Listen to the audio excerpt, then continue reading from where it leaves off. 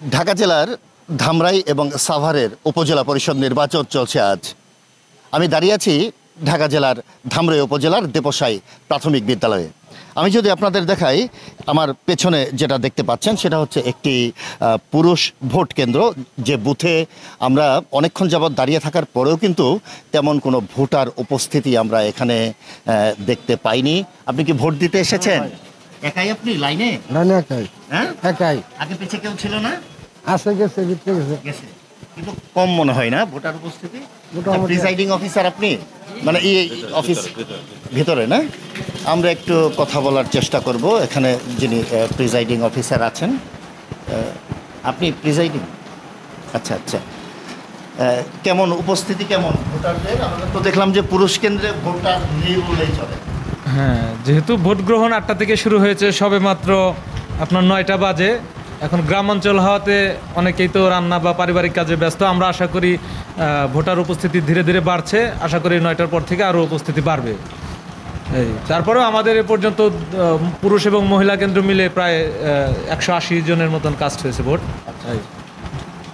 দর্শক, যেটা জানলাম যে এখানে পুরুষ এবং মহিলা মিলিয়ে প্রায় 180টি ভোট এই 1 ঘন্টার মধ্যে ভোট পড়েছে এখানে ভোট বাক্সে।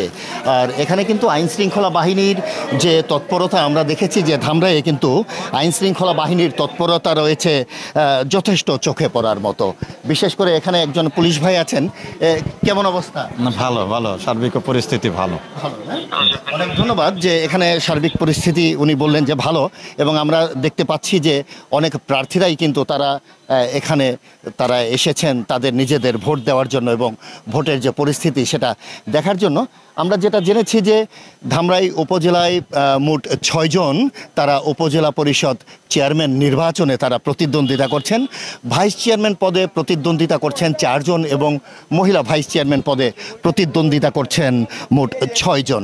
এমনটাই কিন্তু আমাদেরকে জানিয়েছেন এখানকার যারা দায়িত্বরত রিটার্নিং অফিসার আছেন তারা। বিশেষ করে এই যে দেপসাই প্রাথমিক উচ্চ বিদ্যালয়, সেই উচ্চ বিদ্যালয়ে আমরা যেটা দেখলাম যে পুরুষ বুথে কোনো ভোটার আমরা তেমন না পেলেও এখানে মহিলা ভোটারের লাইন কিন্তু দীর্ঘ একটি লাইন আমরা দেখতে পাচ্ছি। বিশেষ করে অনেক বৃদ্ধ মহিলারাও তারা কিন্তু ভোট দেওয়ার জন্য তারা এই ভোট কেন্দ্রে তারা চলে এসেছেন। তারা স্বতঃস্ফূর্তভাবেই ভোট দিচ্ছেন এবং বিশেষ করে আমরা যদি দেখানোর চেষ্টা করি, মহিলা কেন্দ্রে কিন্তু আশানুরূপ ভোট পড়ছে বলে আমাদেরকে জানিয়েছেন এবং লাইনে এসেও কিন্তু আমরা সেটাই দেখলাম যে এখানে যথেষ্ট মহিলা ভোটারের উপস্থিতি রয়েছে। বিশেষ করে আপনি ভোট দিয়ে এসেছেন? আচ্ছা, কোনো সমস্যা হয়েছে? না না, সমস্যা হয় নাই। আচ্ছা, খুব ভালোভাবেই ভোট দিয়েছেন না? অনেক সুন্দরভাবেই তাদের পছন্দের প্রার্থীকে তারা ভোট দিচ্ছেন। এখানে একজন বৃদ্ধ মহিলা, তিনি ভোট দেওয়ার জন্য যাচ্ছেন বুথের দিকে। আমরা একটু কথা বলার চেষ্টা করব। উনি লাঠি ভর করে আসতে হয় না ওনাকে? লাঠি ভর করে। বয়স কত হয়েছে আপনার? 40-50 নিচে না। মানে নিজের বয়সটাও জানেন না? কত না, ওটা জন্ম মারা। আচ্ছা, 70-এর মতো হয়েছে। কিন্তু আপনার কি হয়? আমার আম্মা। আচ্ছা, কি সমস্যা হচ্ছে কোনো আসতে? না, সমস্যা হয় নাই, কিন্তু ধরে নিয়ে আসতে হয়? ধরে নিয়ে আসতে হয়, একা হাঁটতে পারে না। আচ্ছা, অনেক ধন্যবাদ। আমরা যেটা জানলাম যে এখানে কিন্তু অনেক বয়োবৃদ্ধ মানুষ তারা তাদের ভোটাধিকার প্রয়োগ করার জন্য তারা আসছেন। বিশেষ করে এখানে আরেকজন বৃদ্ধ মহিলাকে দেখছি।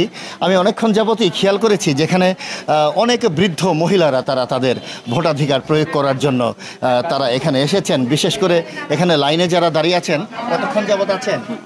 ওই তো আধা ঘন্টা। আধা ঘন্টা?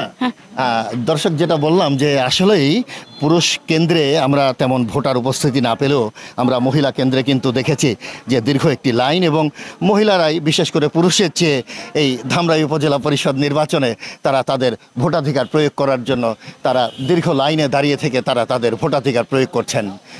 ঢাকার ধামরাই থেকে তোফা সানি, গ্লোবাল টেলিভিশন।